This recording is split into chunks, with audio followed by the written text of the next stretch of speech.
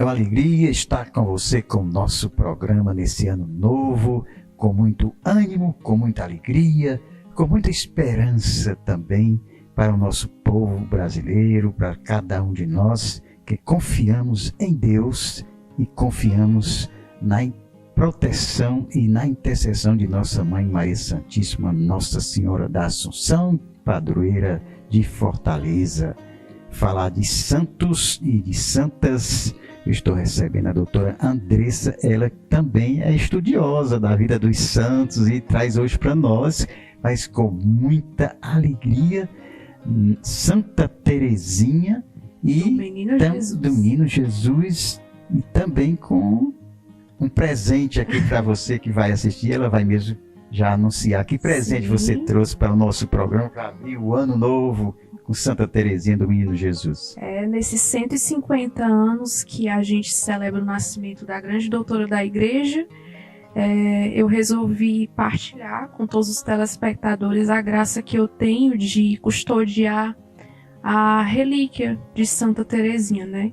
Então a gente tem aqui um pedaço do hábito dela e terra de sua primeira exumação, que ocorreu em 1910, para a sua beatificação, né? Então, não estamos somente aqui falando de Santa Teresinha, mas estamos com Santa Teresinha do Menino Jesus. Então, sinta-se também com Santa Teresinha do Menino Jesus, já que estamos com as suas relíquias desta santa querida do povo, não só minha santa preferida, como de muitas pessoas que amam Santa Teresinha. Ela que dizia que a minha vocação é o amor, né? E nós possamos, nesse novo ano novo, possamos aqui semear muito amor no coração de cada um dos nossos telespectadores que nos acompanham no nosso programa todos os sábados aqui na TV Ceará. Mas vamos falar um pouco de Santa Teresinha? Sim, com certeza. Por que não, né? Vamos lá. A minha amada doutorinha de Lisieux. De Lisieux. Então, ela é filha de um casal que também já está sendo canonizado, ou já foi canonizado? Sim, ela é filha dos santos Luís e Zélia Martin, né? Que foram canonizados por ocasião da celebração da família, no ano de 2015, no Vaticano.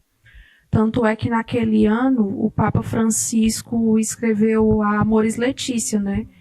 Que é um documento, assim, apesar de ter sido escrito há pouco tempo, é um documento muito conhecido da igreja, que vai tratar dessas questões, né? Com relação à família, à separação, isso e aquilo. Então, por ocasião desse sínodo da família, Luís e Zélia Martin foram canonizados, né? E, curiosamente, foi o primeiro casal a ser canonizado junto, né? E isso é uma curiosidade que... Interessante, realmente. Sim. É uma curiosidade. O casal santo, né? Isso. É uma relíquia também. Isso, o processo de beatificação deles, salvo engano, começou separado, mas aí, no fim das contas, eles foram canonizados juntos, né? Ao passo que o primeiro casal a ser beatificado juntos foi o casal Quattrocchi, um casal de italianos, sim, né? Que foi realmente o primeiro casal a ser beatificado junto, mas canonizado foi Luís e Zélia Martin, os pais de Santa Teresinha. Para mim já é uma novidade, uma curiosidade realmente, uma alegria também, casados para sempre e canonizados também juntos, sim, né? Sim. Também que sirva de testemunho para os casais hoje, né? E essa relíquia, como é que você conseguiu essa relíquia tão preciosa de Santa Teresinha do Menino Jesus? Nossa Senhora, são as providências de Deus, assim, que a gente às vezes não imagina, né, como é que acontecem. A primeira foi essa terra da exumação, se deu da seguinte maneira. Um amigo meu, do interior da Paraíba, inclusive um abraço para ele, Moisés, ele rezou, fez jejum, ele também é um grande devoto de Santa Teresinha, e por ter alcançado uma graça muito grande da cura de uma psicose, que ele entrou nesse processo, né, e foi muito complicado, por ter alcançado essa graça por intercessão de Santa Teresinha, ele queria muito tê-la consigo. E aí ele rezou, fez jejuns e tal, escreveu algumas cartas ao Carmelo. E aí as irmãs responderam enviando alguns envelopes desses aqui que contém a terra da primeira exumação de Terezinha. E ele, generosamente, eu não sei nem que palavras eu uso, resolveu remeter à minha pessoa um desses envelopes, né? Então, essa aqui foi a primeira, a terra da exumação. E em seguida, uma senhorinha muito amiga minha, muito devota também de Terezinha de Lisieux, me falava que ela tinha relíquias das vestes, mas que não conseguia encontrar de maneira nenhuma. E aí eu coloquei e falei para Deus, Deus, faça aí sua parte, se for para ser que aconteça, não vou ficar ansiosa com isso. Um belo dia, ela me liga dizendo que encontrou. Então foi uma alegria medonha. E aí eu resolvi colocar nesse porta-retrato para, de certo modo, porque na verdade esse porta-retrato ele fica ao lado da minha cama. Então todos os dias eu acordo e me deito olhando para Santa Terezinha. Foi assim. Assim, você teve alguma graça já alcançada através de Santa Terezinha? Olha, eu vou partilhar uma coisa que eu nunca tinha partilhado assim. Oba! Então vamos lá. Publicamente. Só para nós dois mesmo. Só, né? Assim. Ai, nossa, tô toda arrepiada até de falar, porque quando eu tinha 16 anos de idade, eu passei por um problema de saúde mental também. Como nada é por acaso, quando eu li a história de uma alma de Santa Terezinha, eu entendi que foi algo bem semelhante ao que ela passou, a chamada doença estranha, que ela relata na sua autobiografia História de uma Alma, né? Que simplesmente começou a ter uma confusão de pensamentos. O que algumas pessoas, alguns especialistas falam quando vem o relato da santa é que muito provavelmente era uma depressão ou alguma doença relacionada, né? Então, por conta de determinado acontecimento na minha vida, eu, aos 16 anos, desenvolvi uma desordem nesse sentido. E durante a minha recuperação, em que foi necessária medicação, terapia e tudo mais, até... Gente, quem está assistindo, por favor, se você nota que você está com alguma desordem ou não está conseguindo lidar com algum problema na sua vida, Deus vai fazer a graça acontecer na sua vida, disso eu tenho certeza. Mas ele precisa também da sua ajuda e tenha certeza de que a terapia é imprescindível. Então, nesse processo de recuperação, essa mesma amiga, essa senhorinha que me deu essa relíquia, ela me deu um livrinho sobre Santa Terezinha, mas um livro assim bem simples, dirigido aos jovens mesmo, sabe? Com frases e contando um pouco da história e comentando como foi que Nossa Senhora a curou da primeira crise quando ela tinha 4 aninhos de idade, né? 3 para os 4 aninhos de idade, quando sua mãe, Santa Zélia, faleceu. E aí foi meu primeiro contato com ela, né? E aí passou-se o tempo, eu criei aquela espécie de identificação, né? Porque uma coisa que nos faz ser devotos dos santos é justamente esse processo de identificação que eles nos causam, né? Porque foram, além de serem pessoas de carne e osso, terem sido pessoas de carne e osso como a gente, foram pessoas que passaram pelos mesmos problemas que nós, né? E aí, agora partilhando isso que eu nunca tinha partilhado. Eu fui crismada aos 18 anos, só que eu sentia muito vontade de, além de ter a minha madrinha na terra, ter a minha madrinha também do céu. E aí eu entrei num processo de discernimento para saber que santo é que Deus queria que fosse o meu padrinho ou minha madrinha espiritual de crisma, por assim dizer, né, de confirmação na fé católica.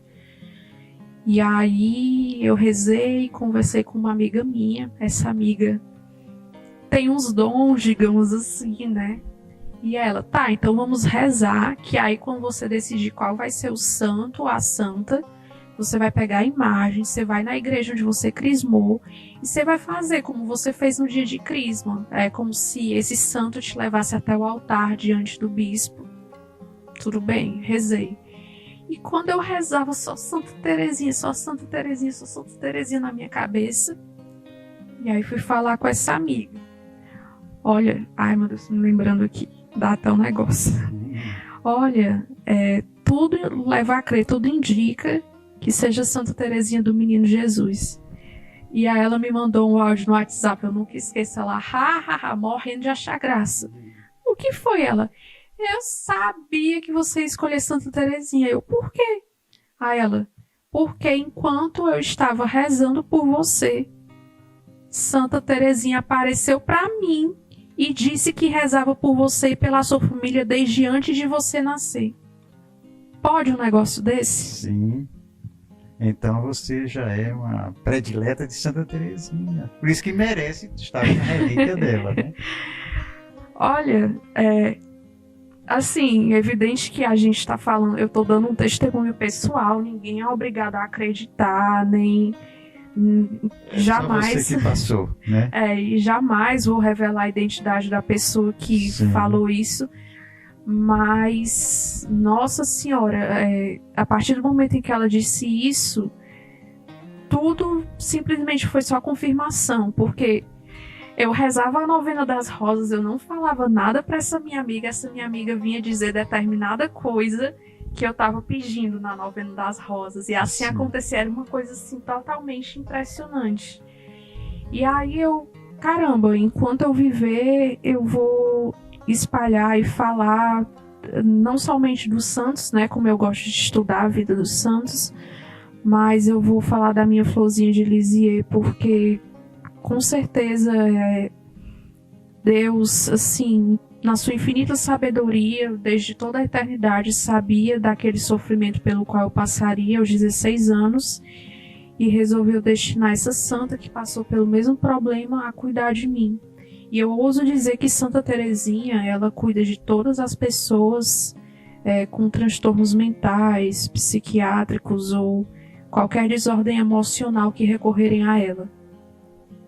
Olha que maravilha, né? Saber de Santa Terezinha também, essa intercessora de tantas pessoas que naturalmente estão nos assistindo, que possa agora já pedir a intercessão, já pedir com a presença dela. A presença aqui da sua relíquia, ela está aqui conosco com a presença da relíquia. Bem, eu estou conversando com a Andressa, ela que é devotíssima de Santa Terezinha do Menino Jesus, predileta de Santa Terezinha do Menino Jesus, e é uma estudiosa também da vida dos santos. Ela já falou um pouco também da primeiro casal canonizado juntos, os pais de Santa Terezinha do Menino Jesus, né? Sim. E o nosso programa hoje é um programa mesmo semeando santidade, né? Que as pessoas possam também sentir, principalmente, essa santidade de Santa Terezinha, que ela dizia, a minha vocação é amar, é o amor, né? Nós possamos nos amar, né? E amai-vos uns aos outros, como eu vos amei, disse Jesus. Bem, nós vamos para o nosso segundo bloco, conversando mais sobre a história dos santos. Com certeza. Quer fazer seu podcast ou projeto audiovisual e não sabe por onde começar? A Luminous Play tem toda a estrutura de estúdio, equipamentos e suporte para dar um play na sua ideia. Conheça nosso trabalho e agende uma visita. Acesse @Luminous Play Produções no Instagram, Facebook e YouTube. Luminous Play, dando um play na sua ideia.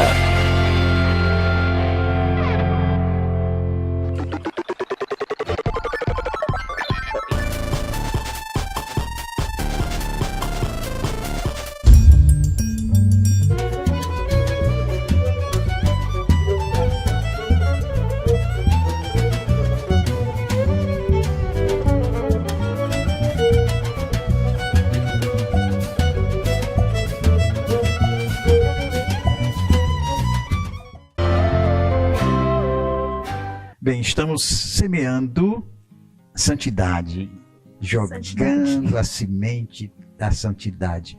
Falando de santo, você que estuda os santos do Antigo Testamento, como é que você estudou e como você vê os santos do Antigo Testamento e os do Novo Testamento? Então, assim, é uma curiosidade bem interessante, porque quando eu era criança, eu me perguntava muito, caramba, Santa Teresinha, Santa Teresa de Ávila, São João da Cruz, mas e como é que a gente fala? Será que as pessoas do Antigo Testamento estão no céu? Moisés, por exemplo. Moisés, por exemplo, né? Então, um tempo depois eu vim descobrir que os personagens do Antigo Testamento que são ligados diretamente à Nova Aliança, como Moisés, Davi, o profeta Elias, eles podem sim ser venerados, né?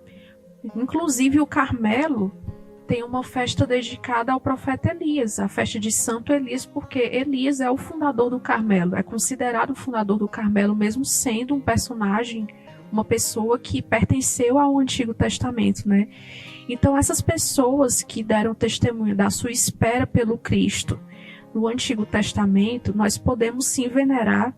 Inclusive existem datas litúrgicas para isso. Eu não vou saber decorada agora, né? Mas a gente pode sim festejar o Santo Davi, Santo Moisés, Santo Elias.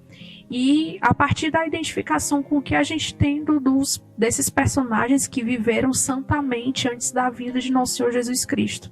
Porque a doutrina da igreja de que quando nosso Senhor abriu os céus, ele desceu à mansão dos mortos e buscou todos esses que estavam à sua espera, né? Tanto é que antes mesmo da sua ressurreição, quando no episódio da transfiguração, Moisés e Elias aparecem ao lado de Jesus no Monte Tabor. É isso que eu acho na Bíblia uma coisa que me chama a atenção, a transfiguração. Eu me sinto lá. Sim.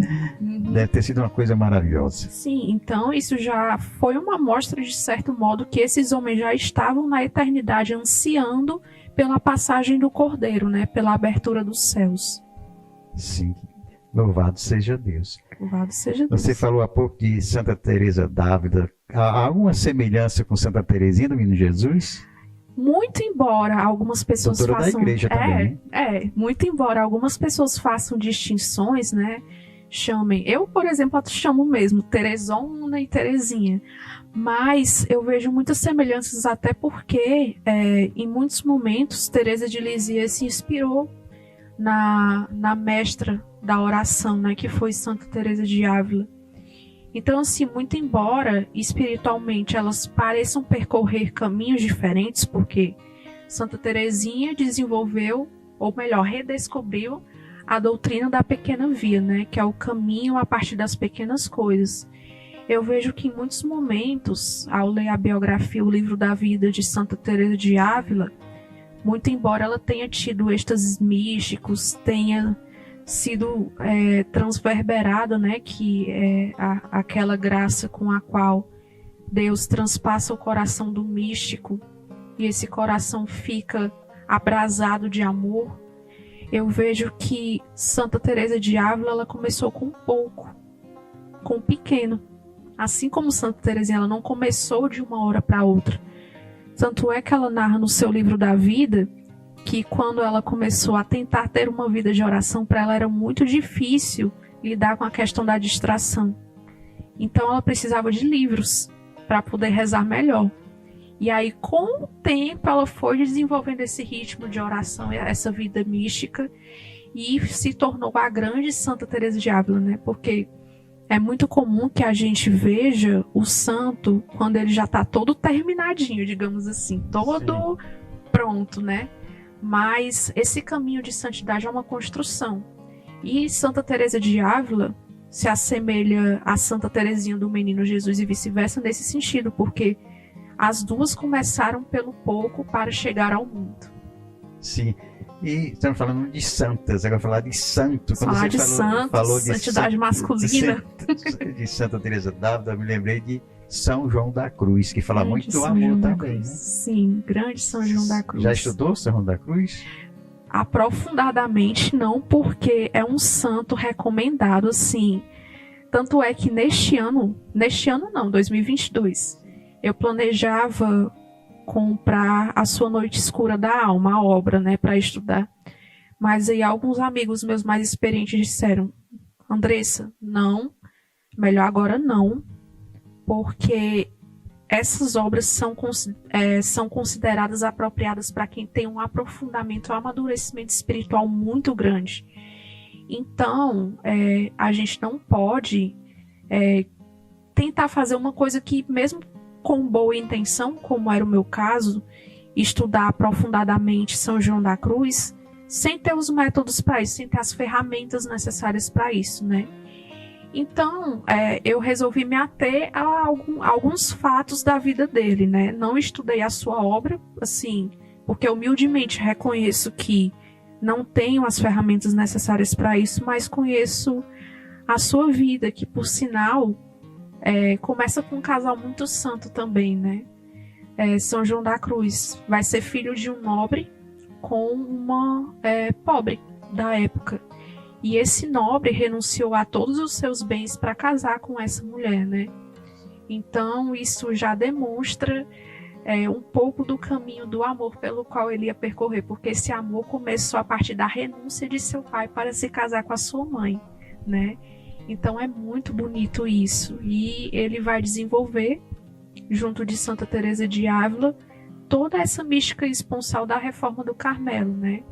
Que é o abandono da alma em Deus, porque se tinha a visão do casamento, homem e mulher, mas precisava se recuperar essa noção naquela época de contra-reforma, né, em que a Igreja Católica buscava reafirmar as suas doutrinas diante da Reforma Protestante, buscava-se essa questão do alicerce da alma com Deus, né? Então, São João da Cruz foi beber muito na questão do Cântico dos Cânticos, comparando a alma com a esposa e Deus com o esposo, para que a gente pudesse reinterpretar essa questão de como é que uma alma se une a Deus, né? Então, São João da Cruz usou essa linguagem figurativa para que a gente pudesse entender que o primeiro dos matrimônios acontece quando a alma se une a Deus. Então, eu acho muito bonita essa questão de perceber como é que São João da Cruz desenvolveu a sua mística, ao mesmo tempo como começou a sua história, né? Como ele foi concebido, a partir de uma renúncia, né?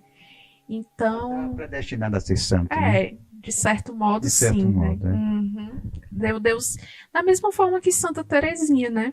Santa Zélia estava atravessando uma ponte, viu São Luís e sentiu uma voz interior dizendo para ela que era aquele que Deus tinha destinado a ela, sendo que ela nem sequer pensava em se casar, ela queria ser freira. Mas nós precisamos povoar o céu, e para isso nós precisamos que pessoas se casem e que tenham casamentos santos, que a partir desses casamentos santos gerem santos para a nossa geração. Louvado seja Deus. Falando de santos, aqui no Ceará, né? Já temos alguns santos já encaminhados? Então, nós temos alguns servos de Deus. O mais recente a ser conferido o título de servo de Deus foi o Padre Cícero, sim, que surpreendentemente... Parabéns aos irmãos aí, romeiros, Juazeiro, Padre Cícero, né? Depois de tanto tempo, né? Padre Cícero Romão Batista, entre eles Padre Biapina. Mas o interessante na questão do Padre Cícero é que para mim foi uma coisa muito inesperada.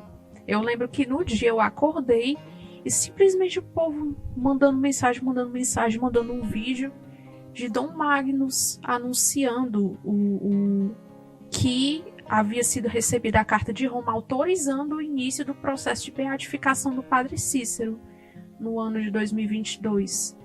E eu, caramba, que coisa maravilhosa. E assim, foi uma notícia assim, extremamente alegre e maravilhosa, não só para todo o estado do Ceará, como para o Brasil, porque não se trata somente do início de um processo de beatificação e de canonização, mas sobretudo de uma reconciliação com a igreja, né? Porque quem conhece de perto a história do Padre Cícero sabe de algumas controvérsias que aconteceram, que o fizeram supostamente morrer não estando reconciliado com a igreja, mas que agora, nessa oportunidade em que vamos realmente ter o seu processo de beatificação e canonização, né? Inclusive, houve a abertura em Juazeiro do Norte desse processo com o postulador da causa, que vai ser o Dr. Paulo Vilota, que é responsável pela maioria das causas de canonização e beatificação aqui no Brasil, sim. Inclusive, ele foi o postulador da agora beata Isabel Mirade Campos, que ela recentemente foi beatificada no dia 10 de dezembro de 2022. Foi uma beata mineira que faleceu também por amor à castidade, assassinada, né? Dr. Paulo foi o responsável por essa beatificação. Aqui tem a irmã Benigna. Aqui nós temos a menina Benigna do Crato. Em situação análoga foi Isabel Mirade Campos, em Minas Gerais, né? Que também morreu por amor à castidade, por não ceder às investidas. E aí, Dr. Paulo é o responsável por essa beatificação do Padre Cícero, pela canonização. Nós rezamos para que dê tudo certo, para que todos os documentos, todos os testemunhos sejam colhidos na graça de Deus e que, se for da vontade do Altíssimo, logo teremos o Padre Cícero reconhecido da maneira que ele merece. Da maneira que merece, porque como santo, todos nós que acompanhamos essa história do Padre Cícero já o temos como santo, né? Com certeza. Já visto as romarias de milhões de pessoas todos os anos visitando uma lá. das maiores romarias do Brasil, né? Padre Cícero merece. E aí, eu queria agradecer a você, a gente está falando um assunto tão bom de santos. Com certeza. Não é? Mas além de Santa Teresinha do Menino Jesus, Santa Teresa d'Ávila, São João da Cruz, São João da Cruz, Padre Cícero, teria outro santo assim que você pudesse destacar? Que eu poderia destacar? Bem, eu poderia falar um pouco, não sei, assim, a que me vem na mente agora é uma beata não muito conhecida no Brasil, mas é a Beata Maria Emília Riquelme. Ela foi fundadora da congregação das Irmãs Adoradoras do Santíssimo Sacramento e da Imaculada Conceição, né? É brasileira? Não, espanhola. Espanhola. Nasceu na Espanha, de família nobre, ficou órfã muito cedo, mas mesmo nessa orfandade ela decidiu desde jovem a dar toda a sua vida para Jesus. E aí, por sua devoção à Eucaristia e mais especificamente ao título de Imaculada Conceição de Nossa Senhora, ela funda essa congregação, que hoje a gente tem casas no mundo todo, inclusive aqui no Brasil, na Bahia, ficam as Irmãs Adoradoras da Imaculada Conceição, e com o hábito azul, né, que caracteriza toda a pureza de Nossa Senhora e tal. Eu escolhi vir de azul, acho que por conta de Nossa Senhora também, né? Sim. E aí, a Beata Maria Emília Riquelme é conhecida como a Amazona de Granada, porque ela nasceu em Granada, na Espanha, e era uma grande amazona de Nossa Senhora, uma grande guerreira de Nossa Senhora. Bem, que maravilha, né? Tem tantos santos para a gente conversar, mas nós vamos encerrar o programa de hoje de uma maneira bem com Santa Teresinha do Menino Jesus. E começamos o programa com ela e vamos terminar com ela. Então, eu gostaria que você pegasse agora a sua relíquia, né? Com Santa Teresinha do Menino Jesus. Nesse dia maravilhoso que estamos recebendo essa relíquia, que Santa Teresinha do Menino Jesus possa, através da nossa oração e da sua oração, que nós possamos alcançar uma graça bem especial, uma graça que Santa Teresinha vai proporcionar a você, como nós cremos e acreditamos, você recebendo também uma rosa neste sábado ofertada por Santa Teresinha.